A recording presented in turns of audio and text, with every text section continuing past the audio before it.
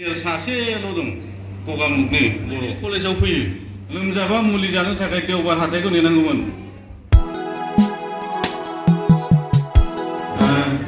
आं दा गोदानै दाजानाय बर' कसारि वेलफेयार अट'नमास काउन्सिलनि सोलोंथाइ बिफाना मोनसे बर' बिजोंखौ बर' फरायसालिफोरखौ नायनो थाखाय एडभाइजारि कमिटि मोनसे दानो बे कमिटिनि सासे लेङाइ नेहाथारि आं सानजारि नोगोरनि गोबाङा सिनायखायो।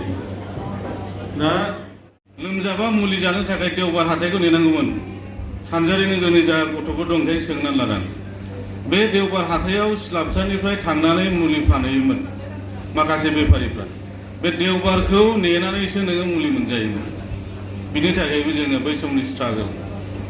दा नोंसोरो उन्दैनिफ्राय बेग जुथा गाननाय जोमनाया आग्लायलायनाय जरासेखौ साननै सानथाम गानबाय बहि कलम पेन्सिल जोथोनै लानो गोनां जाया। मानो होनबा दानि दिनावहाय फैसा थाखाया बिमा बिफा बिबानो मोनो खालि नोंसोर मोजां जाथों।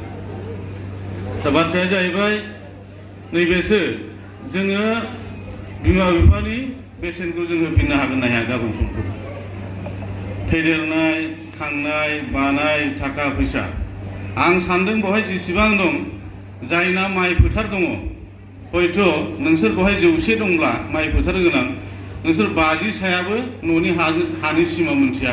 आं बेखौ दिनै बुंनो हायो। जोंनि समाज बेबस्थाया बिदि जादों मिथिबायना। जोंनि समाज बेबस्थाया दा बे रोखोम हानि सिमाबो मोनथिया। दुब्लियाव थांनायखौथ' गारखारो बर' गामिनि फोथारफ्रा गासिबो सोमफाजोबदों देग्लाय। दा जोङो सोलोंथाइनि खोथा खोब बेसेबां बुंनो बयबो एखे खोथाखौनो बुङो। सप्तासे जाबायना JEE निटनि रिजाल्ट ओंखारनाया सोरबा नायदोंना बेखौ नोंसोर नायाखै रावबो। एमं दि 5 टपार हारियानानि सासे हिन्जावसाया उइदाउट कचिं एमं दि 5 टपारनि गेजेरावहाय नै दा बावैनि देग्लाय दा सप्तासेनि साबसिन एजुकेसननि माबा बियो मोजां रिजाल्ट बेखौसो मोजां रिजाल्ट होनो उइदाउट कचिं। सोरबाया बोसोरनै कचिं लानानैबो क्वालिफाइ जायाखै। बे माबामोन बे टिउसन खालामोमोन जाहैदों गथ'फोर फोरोङो। आरो नै बावै पायनर एकाडेमिनिफ्राय सासे JEE मोनदों IIT आव मोनदों। बेबो मा जाहैबाय अनलाइन एसे कचिं स्टाडि खालामदोंमोन नाथाय गावनि प्रिपारेसन एसे गाइडजोंनो बे ओंखारनो हादों। नोंसोरबो सासे मोजां फरायसा एखे बिजाबखौनो बयबो फरायदों। साफ्रोमबो टपार जानो हाया। बुहुमाव 3rd class 2nd class 1st class and topper बे केटेगरिया मोनफ्रोमबो मुलुगावनो दङ। जे 3rd क्लास पास होननानै जों बेखौ जोगारनानै दोननो नाङा।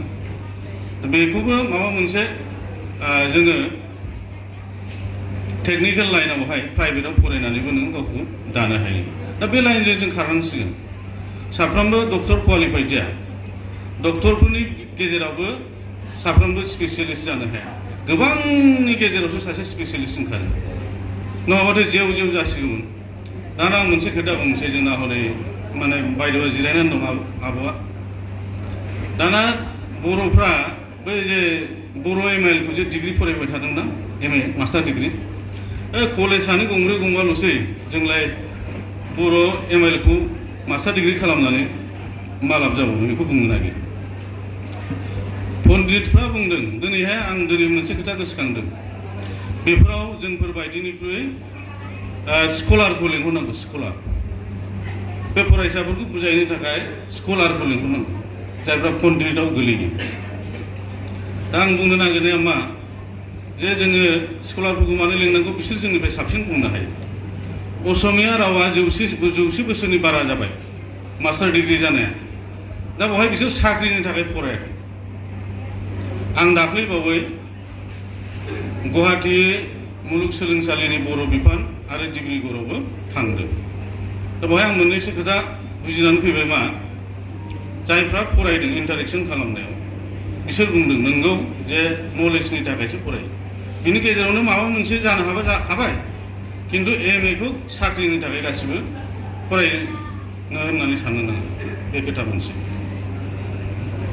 दा जोंना बर' बिजोंखौ बर' माबाखौ फरायनो साख्रि गैला होननानै फरायनो नागिराखै नाथाय बिदि होननानैथ' असमिया ML फरायग्राफ्राथ' पास जायाखैना सिटसो मोना देग्लायबो जोंना आबुं जायाखैनो डिब्रुगड़नि बर' माबाया बिफाना आं खौरां लादोंमोन दा बेवहाय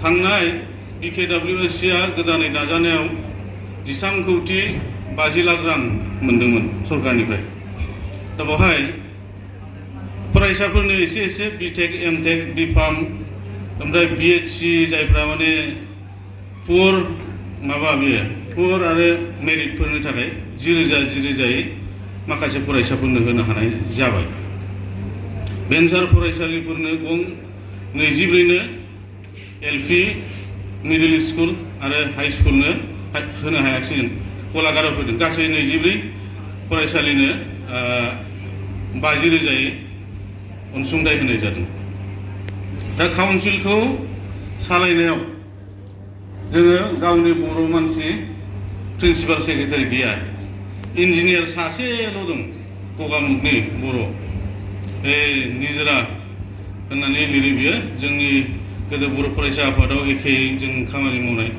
बिथां कमेन्ट टाइटेला मामोनथाय आं बावगारबाय बिनि फिसाजो दा गाबोन समफोर जों बिराद गिदिर बाथ्रा बुंबाय थायो दा काउन्सिलावहाय जोंनि मानसि सासेबो प्रिन्सिपाल सेक्रेटारि जों लाबोनो हायै खार'ना सबनिफ्राय लाजिनांथावसिन ओरैहाय बड'लेण्डआवबो मोनसे खोथा BTC आवहाय साख्रिखौ जोंनि मानसिया साबैसे टप ग्रेडआव दं गैया दा प्रिन्सिपाल सेक्रेटारियाबो हयथ' बर' नङा होनदा बेखौ जोङो आन्दलनजों बिराद गाज्रि अबस्थायाव थांबाय बेखौ बोखांफिननांगौआ नोंसोरनि बिबान जाबाय दा नोंसोरो गावखौ बेसेबां गोरायै फसंथानो हायो बिनि सायाव सोनारगोन दा बैसोआ जाहैबाय नोंसोरना बिमा बिफानिफ्राय जानाय मोनसे समाव बिमा बिफाखौ फिसिफिननो हागोन ना हाया साबैसेया एसुर्ट खालामनो हायो जे आं बिमा बिफाखौ फिसिनो हायो दाथ' फरायनानैल' मोनजागोन बेथ' नंखाथारा बे नोंसिनि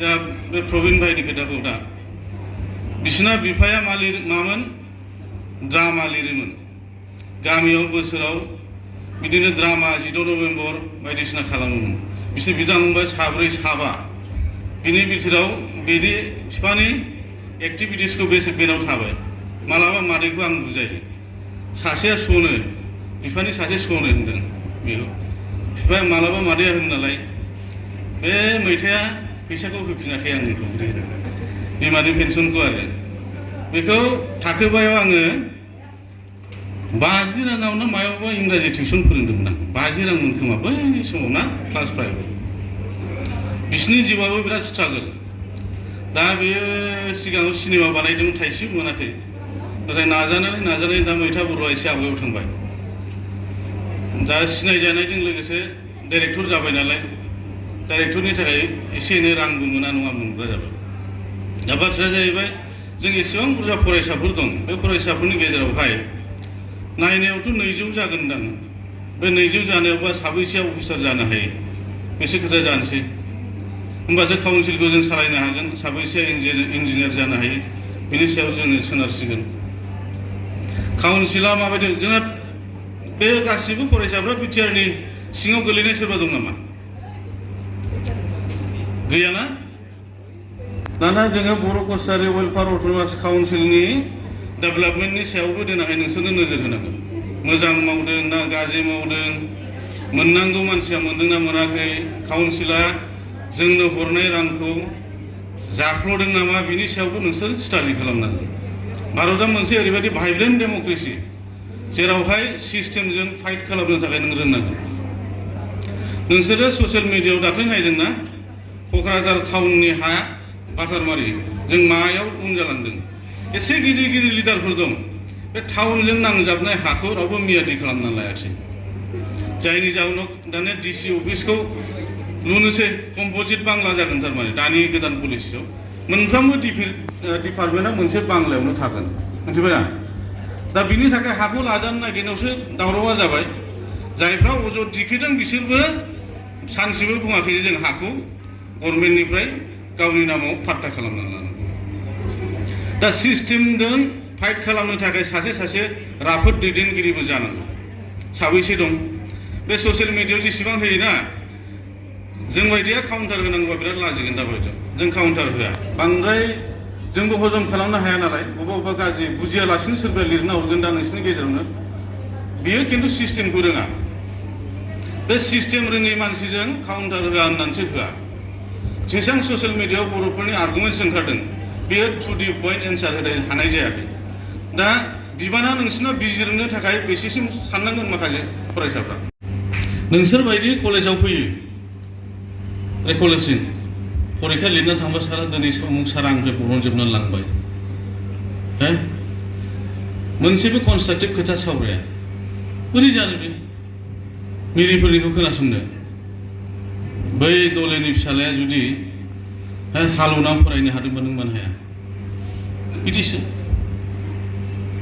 बिसिनाव सर्सा जायो फरायनाय मालायखौ स्टाडि खालामो जों माखौ खालामो।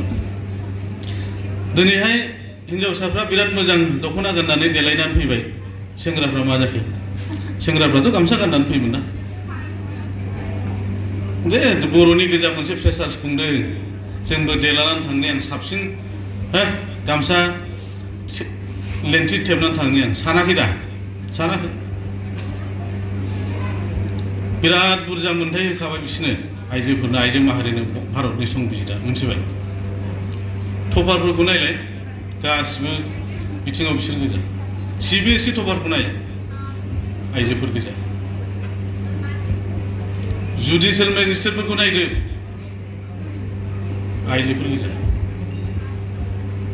थालांगोन जोङो खुंजागोन थिगानो दं जाय गोसो होगोन बे हागोन आइजोफ्रा गोसो होदों हादों मानो बाजानांगौ दं जोंहाबोथ' दायित्व दंना नंगौना नङा जोंहा बिबान दंना गैया दङ। आरो दिनै दहाय जोंना बे जों सारा खौसेथि दावगानायनि थाखाय खोथा साननानै जों बेखौ खुंनाय जायो होनदों। बेवहाय जोंनि फरायसालिनिफ्राय बारग'बोनाय सानैसो फरायसाफोरखौ आं दिनै नुदों दङ। दा बेवहाय नोंसोरो फरायनो आंथ' ओरैबायदि नुदों स्लाबथार आं गेजेर गेजेर फैयो बे सानसु सांग्रां मानो थाबायनो मोनो फालाय फरायनो थाखाय फैनायबा सानसुथिराव थाबायथिंनाय नुयो आं मा गोनांथि दं। जोंनि बिमा बिफाफ्रा गामिनिफ्रा बेसेबां सोरबा हाजिरा मावो सोरबा बेंगालर दंहैयो तेलेंगाना दंहैयो सोरबा जौ फाननानै सोरबा एमाव फाननानै सोरबा मैगं फाननानै फोरोंनाय गोजा साबैसे माहाजोन दं बर' मानसिनावहाय गैया। बेनिखायनो जों एसे मोजांथिंबो सानो आरो जोबथारनायाव नोंसोरनि इयुनखौ मोजां हास्थायबाय। आरो दा प्रबिन भाइया दहाय बुंदों बे जा जेंनाफोर गभर्नमेन्टजों रायज्लायबाय थानाय जादों बेफोरखौ सुस्रांनो थाखाय आरो मा हायो दिनै आं नुजाफैनानै एसेबां बुरजा फरायसा लोगो मोननानै गोसोखौ गोजोननाय मोनदों। आं सानगोन नोंथांमोनहा गासिबो मोजाङै फरायगोन फोरोंगिरिफोरखौ मान होगोन आरो मान होनाय देरसिनखौ बे खिन्थु गिदिर बाथ्रा। आरो नैबे जायफ्रा डिग्री सेकेन्ड सेमिस्टार जाबाय जाय फार्स्ट सेमिस्टाराव फरायदों बा जाय फार्स्ट इयाराव फरायदों आदा आगै आबौ बिदि सोमोन्दोआ लाबाय थानांगौ।